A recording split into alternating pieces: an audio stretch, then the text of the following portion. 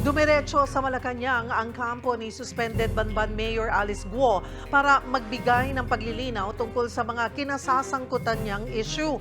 Para sa update magbabalita live, Mobile Journal, Julie Baiza. Julie, ano yung mga paglilinaw na ibinigay ng kampo ni Mayor Guo? Serial nagsumiti na nga ng explanation letter ang kampo ni suspended Mayor Alice Guo dito sa Malacanang ngayong umaga. Alas 11 nang maihatid yung liham na naka-address kay Presidential Anti-Organized Crime Commission Chairman, Executive Secretary Lucas Bersamin. Wala si Mayor Guo pero yung mga abogado niya na sina Attorney Yvette Dianan at Attorney Lori Santos ang nagsumiti ng liham. Sa letter, mariing itinanggi ni Guo ang pagkakadawit sa money laundering, human trafficking, kidnapping at mga iligal na aktibidad sa Pogo operation sa Bamban, Tarlac.